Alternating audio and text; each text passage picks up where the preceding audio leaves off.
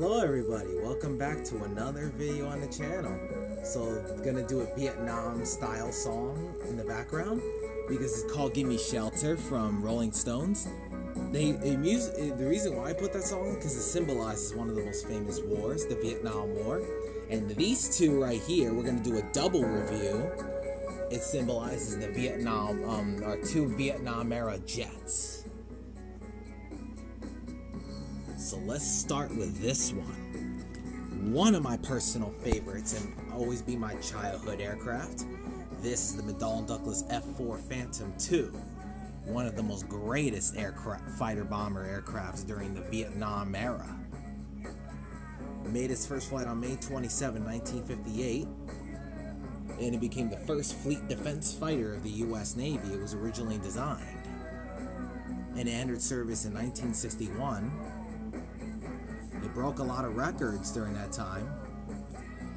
And the first combat sortie was during Operation Pierce Arrow, also during the Gulf of Tonkin incident as well. The first ever kill for an F-4 Phantom actually occurred on April 9th, 1965, by two crew members that were were named by Terrence Murphy and Ronald Fagan, they were from the VF-96 Fighting Falcons, and they shot down the Chinese MiG-17 at that time. And the first kills of the North Vietnamese was actually on 1965 as well, when Lou Page and J.C. Smith shot down the first North Vietnamese MiG-17s during that time. And during the whole Vietnam War, we had 5 American aces who were all Phantom crews. Only 5 American aces were all flew Phantoms during that time. There were 3 from the U.S. Air Force and 2 from the U.S. Navy. The 2 from the U.S. Navy, they were 2 ones from the U.S. Navy that sit side by side. One name was Randy Duke Cunningham, and the other one was Willie Irish Driscoll, whom they have 5 kills together in their name in the same exact aircraft. They were an F-4J Phantom from Showtime 100. That was from the VF-96 Fighting Falcons. And the other 3 were Steve Ritchie, who was a pilot. Who was the pilot. He had a total of 5 kills to his name.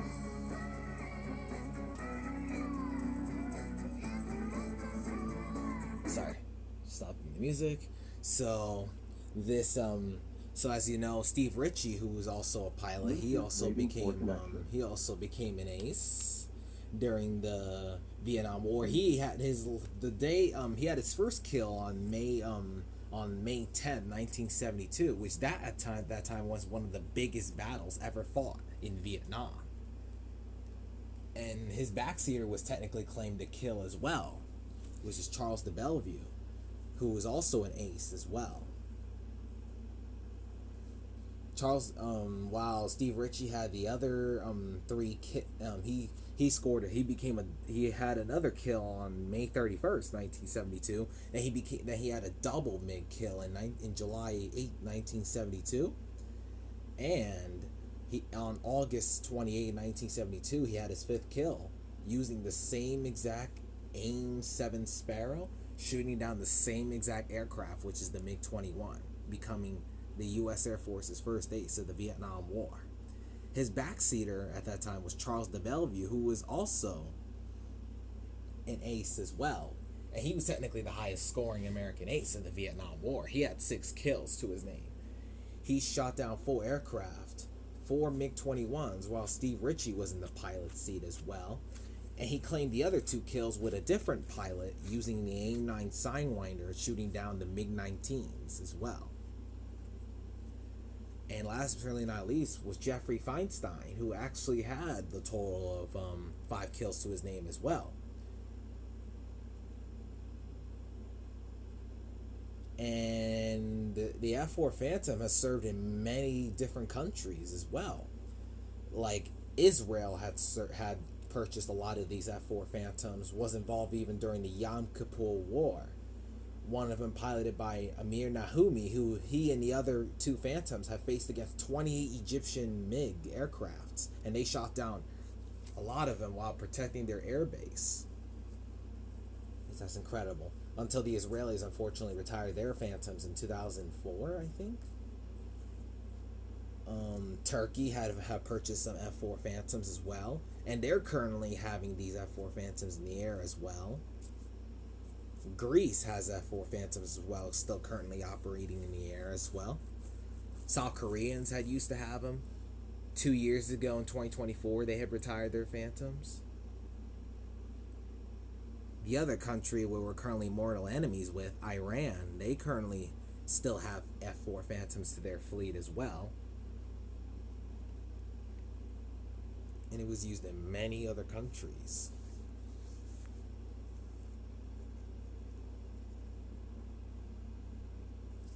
And this particular one is the F-4G Wild Weasel variant, which is basically a Wild Weasel version of the Phantom, but I made it into like an F-4D Phantom, like paint scheme color, because I was like, it's the same plane. It's very cool.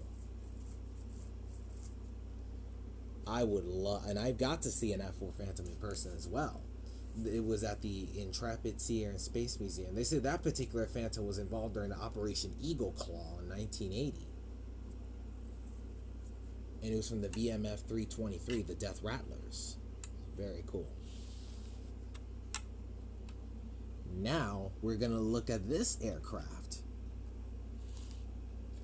Hold up. Now, we're going to look at this aircraft. Also one of my personal favorite attack aircrafts of the world. This is the ductless A-4 Skyhawk, one of the most popular attack aircrafts during the Vietnam War as well. And this was also one of the few planes that made the first bombings in North Vietnam, with A-1 Sky Raiders and A-6 Intruders as well. It's one of the greatest planes ever built during that time. How do I say? So there were pilots, famous pilots, that flew A-4 Skyhawks. Like, there was one that was a former Arizona senator. His name was John McCain, number 3. It was in October 1967 when he was on his 23rd bombing mission, I think, over North Vietnam. And he was shot down over the capital of Hanoi by a surface-to-air missile, which took the right wing off of his Skyhawk. And as soon as he ejected from the aircraft, he broke both legs and his arm and his shoulder. And he was captured by the North Vietnamese, and he was beaten up and spent 6.5 years as a prisoner of war. But they were treating him because they found out that both of his fathers were 4-star admirals in the Navy. And they were offering to release him, but he refused. There were other prisoners of war who flew Skyhawks, like there was Everett Alvarez Jr., who had the longest reigning, because he spent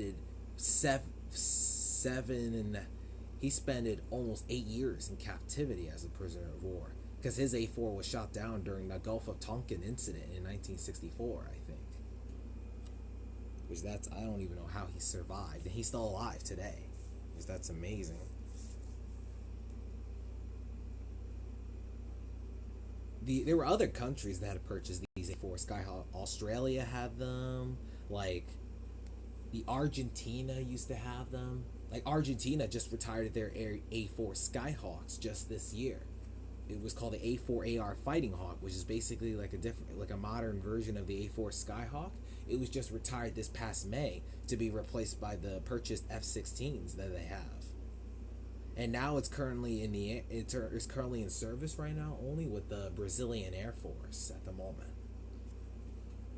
After more than 70 years after its first flight, which it first flew in 1954.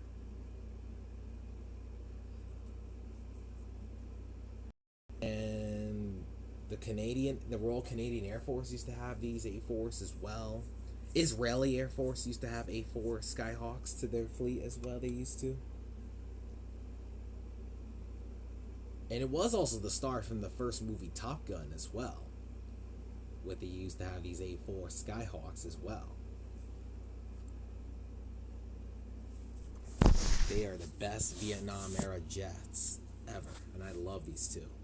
And I saw an A-4 as well, just like the same day I saw the Phantom at the Intrepid Sea Air and Space Museum as well. Well, anyway, thank you guys so much for the video, and stay tuned.